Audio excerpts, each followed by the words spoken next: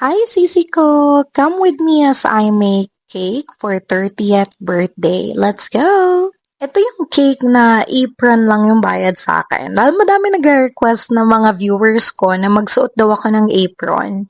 So, itong tao na to ay talagang napakabait kasi binilan niya ako ng apron para wala na daw masabi yung mga viewers ko.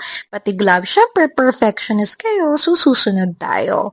Well, madami naman ako napapanood ng mga baker na hindi naman talaga nag-apron or nagga-gloves, pero naguhugas po kami time to time ng aming mga kamay. Medyo nahirapan na pa nga akong mag-isip ng theme for his birthday. Ang tama po, his. Lalaki po kasi yung ginagawan ko ng cake. Kaya naisip ko na gawing black yung cake na to, tapos lagyan ko siya ng mga toppers ng Jack Daniels and some fondant which is in chocolates and touch of gold din. So mamaya makikita nyo kung sino ba yung ginagawan ko dito ng cake.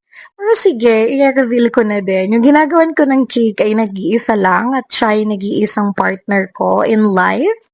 Happiest birthday, baby! Sana maging masaya ka ngayong birthday mo at ang dalangin ko para sa'yo ay mahaba pang buhay and more patience on me. Dahil hindi nyo po na itatanong, grabe talaga yung mga mood swings ko. Possible because of my PCOS, pero nagpapasalamat ako sa buhay niya at sa pagpapasensya niya lagi sa aking attitude. Again, happy 30th birthday, baby.